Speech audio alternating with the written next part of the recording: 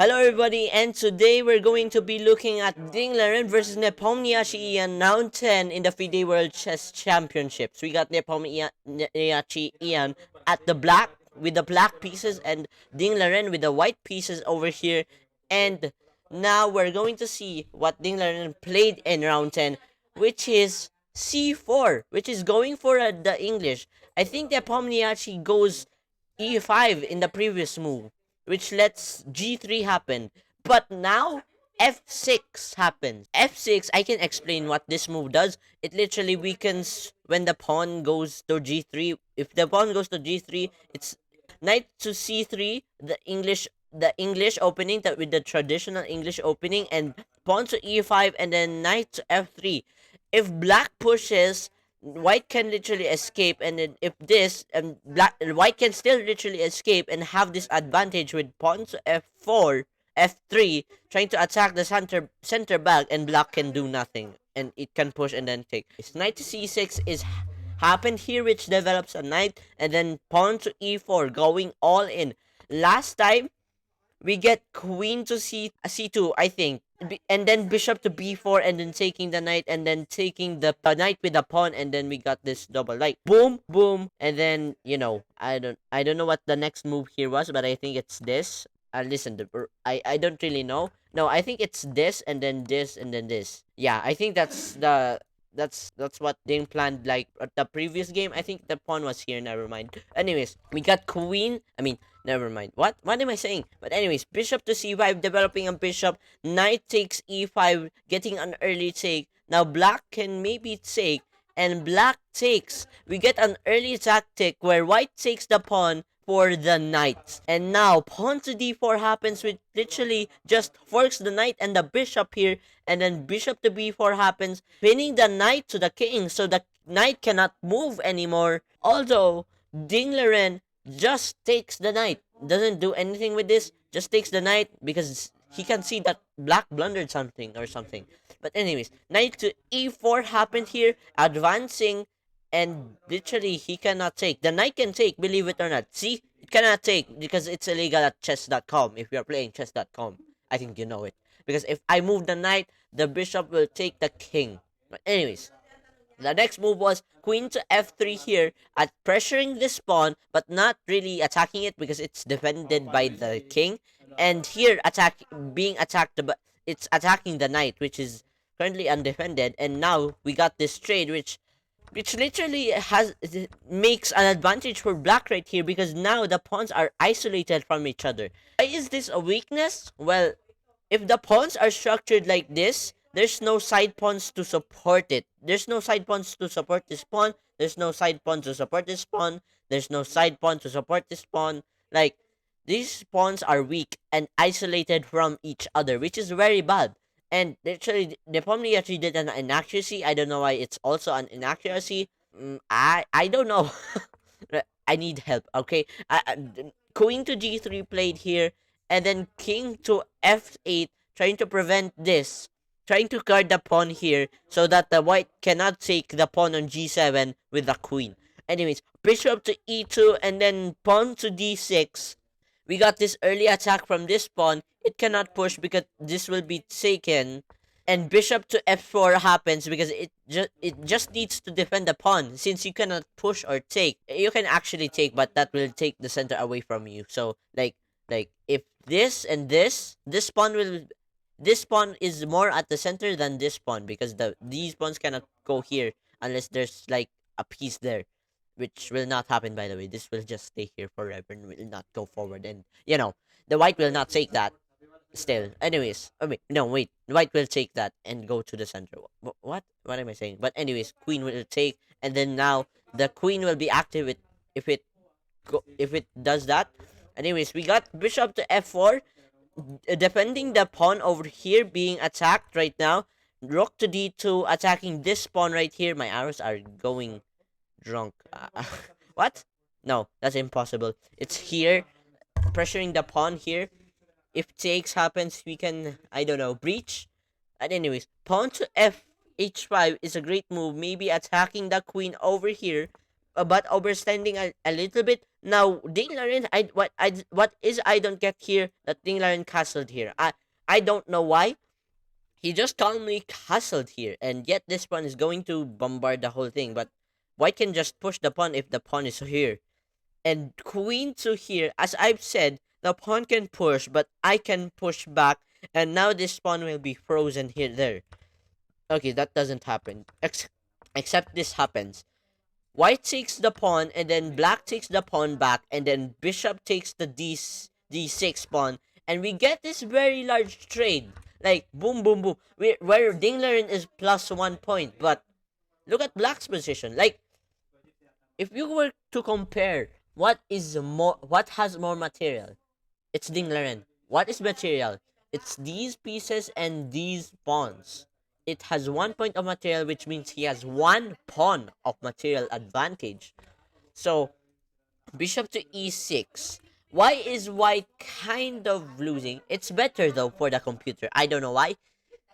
I certainly don't know why. But yeah, we get the I don't get the computer because I am a beginner. I don't know if Gotham Chess understands this, but I don't understand this. Like, literally. But anyways, pawn to c the pawn on c4 and the pawn on c3 and the pawn on a2 are are very isolated. They cannot support each other. They cannot defend each other. Therefore, these 3 pawns are very weak than these 2 pawns, which means that these 2 pawns are better than these pawns because these pawns have so much weakness that it can be just taken by these pieces like I don't know. Try he's gonna gobble up everything. Like Nepomniachtchi can gobble up everything. Like rook to c8 will happen next and literally attack these 2 pawns. And literally he's attacking already one with bishop to e6. Pawn to f4. Trying to attack the pawn on g5 over here.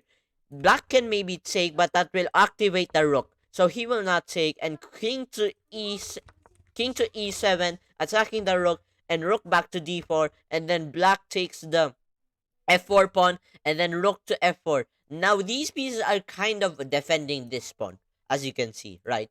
Maybe now pawn to h3 is possible, which is resulting into a frozen pawn.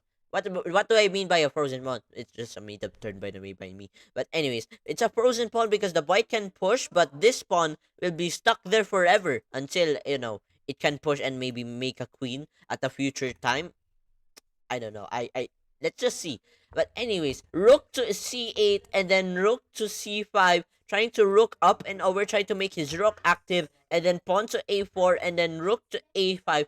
By the way, white is doing a lot worse right now. I think all of these pieces cannot cross. Like literally, yeah, because of this rook. And all of these pieces right now are very frozen, almost all of them. Like literally. And now this pawn is being harassed, where it can be protected by pawn to c5 or bishop to d1. And yeah, I think that's the only option. Bishop to d1 was played here, defending the pawn here. And then pawn to b6, and then king to g3, and then rook to h6, and then rook to e4, and then king to f8. Like, these are very little moves. Like, 1 square, 2 square, 1 square, 1 square. Like, 1 squared moves right away. And then rook to d8 happens, checking the king, and then rook goes to g7, and the rook goes to a8. And then we can see here the trading of pieces right now. And the rook takes the black pawn, the black bishop takes the white pawn. As you can see, we're having these trades right now, which can potentially lead to a draw. Even these pawns are weak. Which is better, this pawn and this rook, or this pawn or these bishop pawn and here? Because the pawn can currently go here and be defended by the bishop. Like, oh wait, I forgot about that. Did I just legit forget about that? I forgot about this. What? Okay. But anyways, the rook takes the bishop. Now we're back to equal material. Now, never mind. It's +2 for Dinglaren. Bro, I said just we're back to equal and then +2 for Dinglaren because of black white taking the black pawn, and then black taking the black pawn and white pawn, and then we got to this position where this will become a draw. Why is it a draw? Because literally it will go here. Yeah, that is an option, because maybe I don't know. Like some random move will literally just result into literally just a draw. I don't know. Check over here. I like look. There's a thing called stalemate. So what is that? So let me show you stalemate. Oh frick! I literally just made a draw by accident, but damn, I think you know what I'm saying, right?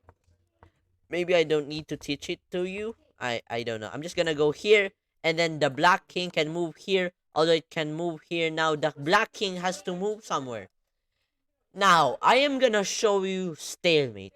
If king goes here, the black will just take the pawn, which is literally a draw, because literally, can a king checkmate a king? No. Okay, that's not just possible. Except if you're an alien that can change the universe. If king to h6, that literally prevents the king from moving here, the black king from moving here. The king can't move here because of the pawn, which is stalemate. And hanging your king is an illegal move, like literally. And yeah, I think you can see why it's a draw. And if here, and here, the black king will just take the pawn. Like, if the king was like here, the white king would win. Like the pawn will just promote. Yeah, okay. I think that's how we end the game right now. So it literally ended into a pawn draw with a pawn and king, and versus a king black king draw, which ended in the white king and the black king draw. And yeah, it resulted into a draw. And right now, Nepomniachtchi has more points than Dinglaren, so maybe tomorrow we'll be expecting the comeback outing, which all the points are tied together up. Yeah, maybe on around 11, by the way. Yeah, but anyways, I think that's all I'm gonna say right now. Yeah, I think that's all I'm gonna say. There's nothing else to say. It's a quick analysis, am I right? We got this English opening over here. We got this very cool tactic, which is forking the knight and the bishop, and then bishop to b4, and then pinning the knight here, and then the white just takes the knight, doesn't care about that. And now we got these very weak pawns, which literally decides everything. He has more piece activity, but he has these weak pawns, so it's kind of equal by 0.1%, because white is kind of being better by 0.1%. And queen to e7, and then rook to d1, attack, having this file over here, and then over here black pawn attacks the white queen, and then we have this very big trade, which literally kind of decides the game up a bit, or half of the game. I don't know. Rook to d4, back to escape the kings and attack, and then pawn to f4, and then rook to f4, and then pawn to h3 here, attacking this pawn. Right now we got this frozen pawn, which might queen sometimes, but it didn't. We already saw it. And now black is putting pressure on everything. Now we have this trade over here, another big trade, but it's not much bigger than the other trade that I literally talked about previously. And then rook and takes, and then takes with a pawn, and then we got takes, and then takes, and just trades everything. And then white takes the black pawn, and then here, and then we got to this position where black sacrifices the rook, since this is a drawable position, and it resulted into a draw. Yeah, so I think that's all I'm gonna say. Yeah. Yeah. See you guys in the next video, I guess.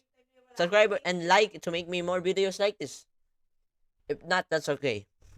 Yeah. See you guys in the next video. Why do I keep saying yeah? Okay, I'm just gonna go now. See you guys in the next video, and yeah, bye bye.